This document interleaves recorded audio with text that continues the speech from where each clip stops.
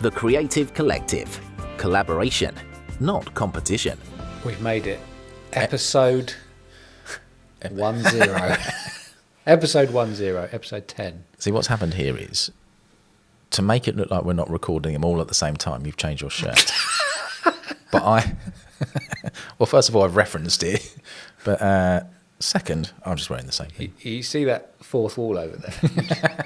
You just kicked it down. Oh, yeah. I did have a wardrobe change, yeah. So I feel like a new man. Do you feel better or more uncomfortable? I feel exactly the same. Worth it. Worth it. Yeah. Mm-hmm. Episode 10. We are talking about pricing. Yes. The thorny subject of pricing. Yep. We could talk for, and we won't, but I think you could talk for hours on pricing because everybody has different opinions. And I don't think there's any wrong or right answers. Maybe we'll come to that. Okay. I suppose a good place to start is how did you decide on your prices, and how do you settle on your prices now? Okay. So I decided on my prices. I think it's a bit different in voiceover. Okay. Because there's industry standard rates for the different types of voiceover job. So what I charge, or what the industry says you should charge for a radio ad, is different to a corporate video or a video game or whatever. But there is part of it where you charge what's called your basic studio fee, which is like your hourly rate, basically. And then you get into the licensing and that sort of thing. And you can set your basic studio fee to whatever you want. Some of the more, the older heads, the people who've been doing it for a long time, who have got their reputation already, can charge sort of £400 or £500 maybe for an hour of their voice, of their recording time. Whereas when you first come into the industry, you can't start charging that because you haven't got the experience, you haven't got the portfolio, no one knows who you are. So you start a lot lower than that.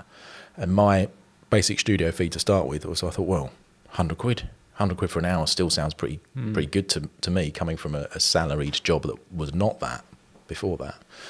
But as time went on, people started saying to me, that's not enough.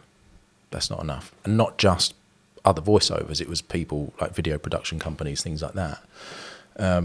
You said it was too expensive, but that's another discussion for another time. But you know how I put my price up, put them up live on LinkedIn. Yeah, which is tremendous. New Year's Eve every year. And actually, they didn't actually go up this year. It was just a joke. But, that's amazing how you've joked about the prices going up, but it hasn't gone up. Yeah.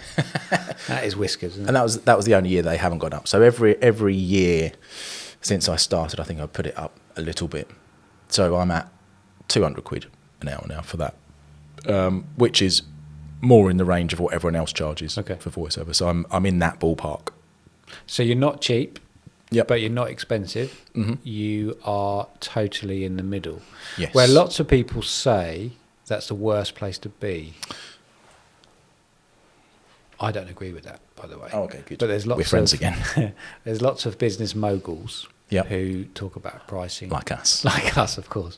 The talk about pricing is there's like the middle ground is terrible because you're not one thing or the other. Mm-hmm. I personally think that I think it's a good place to be, because if you're, firstly, depending on the person, of course, you've got confidence when proposing, because you know that if you're going to a client that's tendering, there's 5 to 10, you know that benchmarking, kind of you're going to be in the middle. Mm-hmm. So you've got a chance in that way.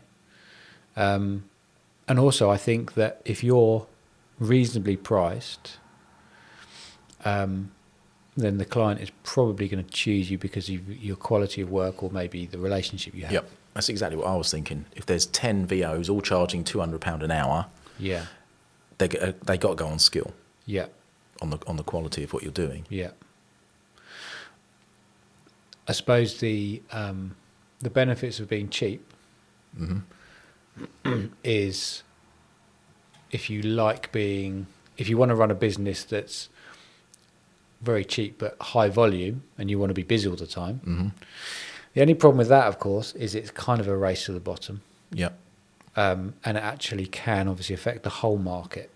But yeah, I'm not even sure about that, to be honest, because there's always going to be people on Facebook that want something for 70 quid.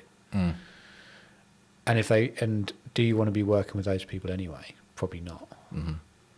And I also think if we're thinking about business and starting it from when you start a business, I mean, I look back at some of my pricing, and it was, I mean, comically bad. Can you tell us? As a percentage of what you charge now? No. I'll tell you about one really quick anecdote. Love it. When I was this was really, really early on, and I had a referral from someone I knew that was a family portrait. So I don't really do family portraits anymore. But I was new, I was green, and I was at the stage where I just wanted to, do anything in terms of work with photography. So as a family portrait, they said, what would you charge? I thought, okay, well, similar to what you were talking about, hourly rates. I was thinking, right, well, I'm going to be there for 2 hours. What's a good hourly rate? And my job at the time was rubbish. So I thought, well, 20 quid an hour sounds pretty good. Okay. Love that. So, and I'm new and I want to get this work. So I won't charge for editing. How long's a shoot? 2 hours. Okay. Well, I'm going to, God's honest truth, I'm going to say 40 quid. And the red flag was when she emailed back and said, it's quite cheap. Have you understood what we want? And then I sort of thought, maybe that's a good point. But anyway, I sort of stuck to my guns and said, yeah, well, I'm new into my business and I like just being busy and I like to be reasonable. Anyway, so, and I didn't even add on travel as well. And then I was registered at this point, so tax as well. So if I did this shoot, it would have been 2 hours, 2 hours for the edit minimum. Probably would have been a whole day by the time everything was done, all the emails and everything, for 40. I'd take away tax, so what's 40? 30 quid. So it's, and it turns out they ghosted me anyway. So I didn't even get the job. That is an ultra burn. Yeah, absolutely. But it did teach me a lesson in terms of if you are too cheap, people say, well, why? So, yeah, so we've talked about being the middle ground. We've talked about being cheap and the pros and cons of that. Do you think you'll ever be in a spot where you are premium price? Premium pricing. I would hope so. Would you? Yeah. Why? Because then I think life would be easy or easier. Hang on, was the question, why do I think I will charge premium pricing? No, I think I said, why do you think you'll ever be there? Like, is that what you want to aspire to be? Because I think premium pricing, yes, it has its benefits, but it would bring. I'm not premium. I'm not that good. But I think it would bring its pressures. Yeah, I think so. The dream, I think, is more money, less work. Yeah. So, for example, I might. I think the dream to start with when I first started was working with TV ads all the time, because that is money. Okay. But it's very competitive, and just by natural sort of, I don't know, I've just gone into areas that isn't TV ads basically.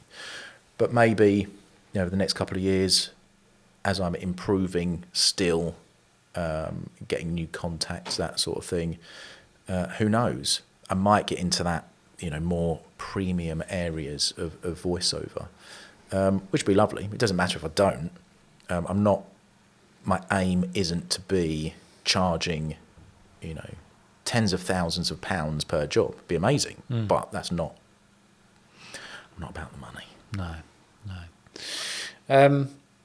Yeah, I know that on the videography side of things, and photography to a certain extent, but definitely the videography, the times where I've felt that even if I've got a green light for a project, I'm thinking the client is a sort of a bigger business than I would ordinarily work with. Now, it does depend on how I got that job. If they've seen your portfolio and they like it, that's great. But sometimes it comes through contacts, sometimes it comes through where they haven't really seen your work, but it's just that word of mouth. That's when I think it can be difficult to sort of aim for the premium clients if you feel quite inexperienced with working with them. Because they just work in a different way, which can be a really easy way because they don't really have skin in the game, so they don't really care too much, so they just sign off anything. But I think I suppose that's the thing people don't think about. People want to think about more money, bigger projects, like these huge brands they want to work with. But it does, I think, bring a lot of problems. And also, something to think about is how you deal. I think your pricing should reflect how you deal with money in your business, or your mental attitude towards money.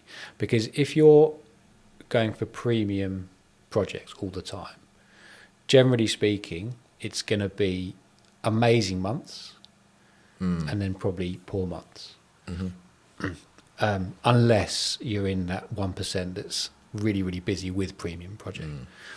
But they just don't come around as often because of budgets. So I think that if you're a person who really struggles with the mental side of feast or famine, that might be difficult. Whereas if you're quite anxious about bringing a certain amount of money in every single month, maybe your pricing needs to reflect that, so you are slightly more consistent with your with your business. About the other end of the spectrum, when is it okay to do something for nothing? That's a great question.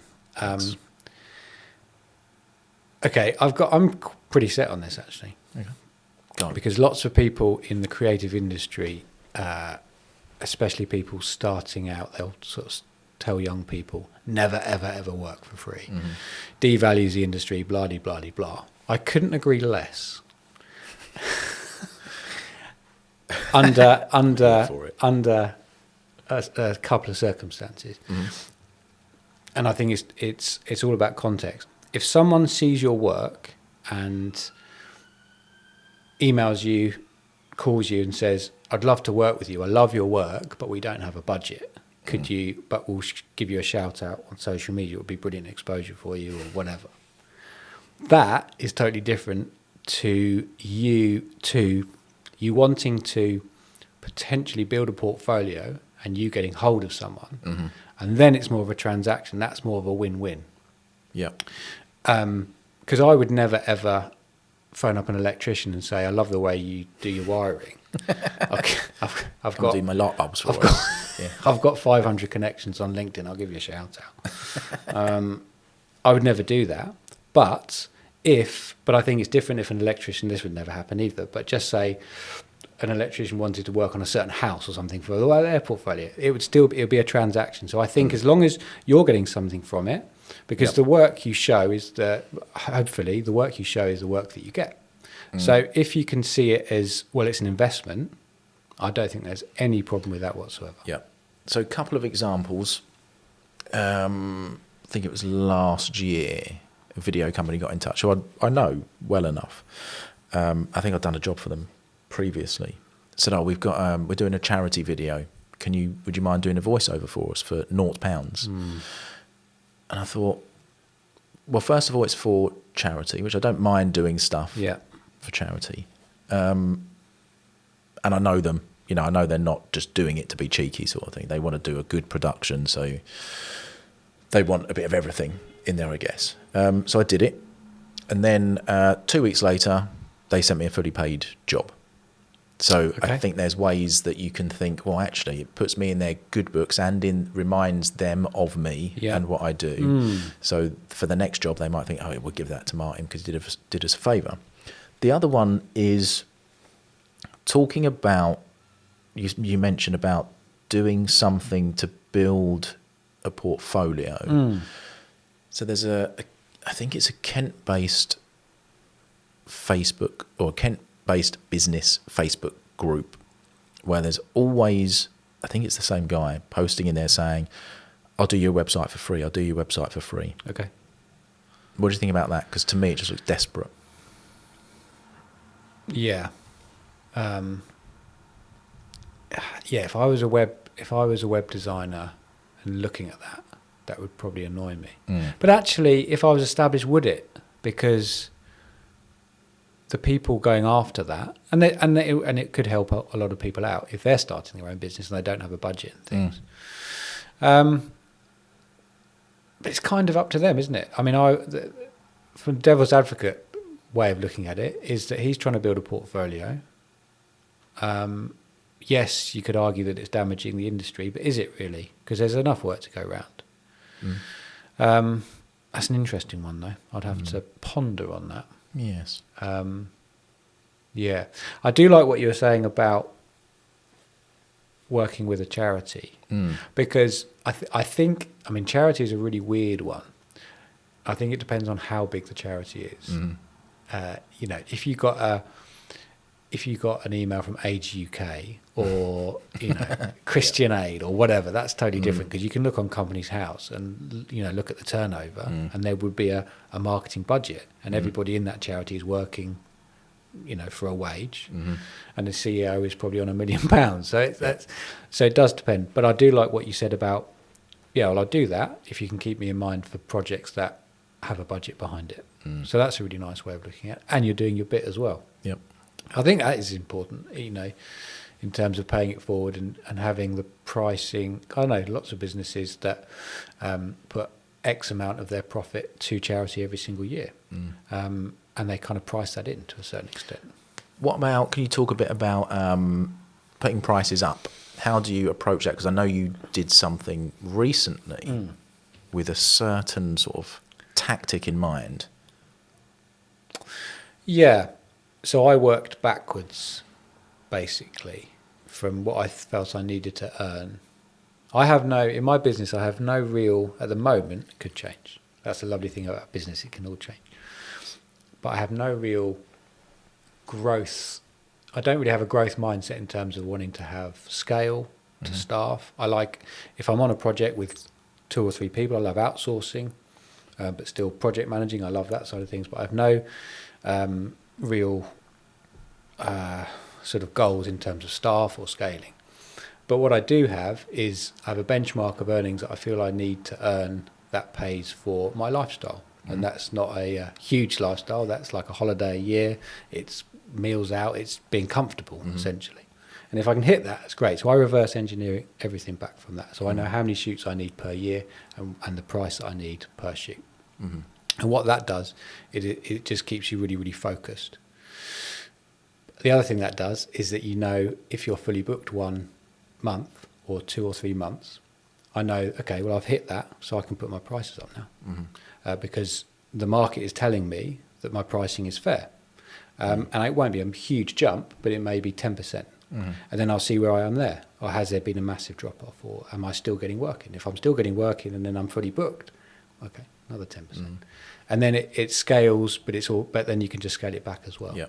So I'm not sure if this is a worthwhile question to have or not. I'm going to ask it anyway. So this has been a very serious podcast. It has, isn't it? Let's bring it back down a bit. So I don't know how much you charge. Don't need to know for the point of this question. You can ask off camera. Okay. How much do you charge? 40 quid for a family portrait. Okay, let's take that as an example. Okay. Or let's move it to 400 quid. Okay. And you say, someone comes to you with a query for a price, and you say 400 quid. And then you say, you get to that point that you said about where you can put your prices up, and you say 10%. Your price then becomes £440. Yes. Is there a point where pricing does not look aesthetically pleasing? So 440 is a bit of an odd number to quote. Yeah. Because I know there's another VO out there who, his basic studio fee went from somewhere like from £200 a year to £222.50 or something like that. And I thought that just looks odd. It just did not seem right. Do you think that's a valid? Yes, I'd probably just whack it up to 450 then. just to make. But yeah, I mean, it is true. Yeah. The other way to look at it is if it's really, really specific, people can look at it and say, oh, well, there's obviously a lot of thought gone into this. Like if it's 439, there must be a reason why it's 439. Yeah. So I think before we end, closing remarks, I think that, like, from my point of view, from whatever creative business you're in or business, this is, I suppose, mostly based on self-employed people.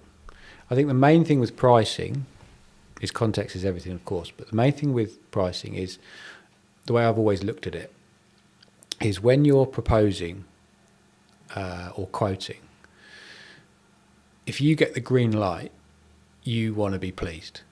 Your pricing needs to reflect that.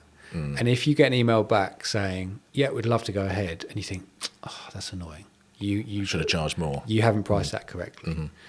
So I think if you're in that ballpark where, yeah, you've kind of got that buzz where if they say yes, I'll be really pleased, because it means you'll do better work as well. That's the other thing about pricing we haven't even mentioned. Like, if you price yourself correctly, you're not spinning loads and loads and loads of plates, so you're delivering better work anyway. Yep, I agree. I was going to summarise then, but you spoke for longer than I thought, and now I've forgotten. Sorry, mate. No. Oh yeah, what I was going to say. What I was going to say was about, there's quite a lot of argument in voiceover because there's so many different prices for things in voiceover. A lot of people do charge a lot less than they should, or a lot less than industry standards. And obviously, like you said, it can potentially bring the whole thing down for everyone, or seemingly. But I think there has to be an element of doing what you need to do to earn enough money to survive and to keep your business going.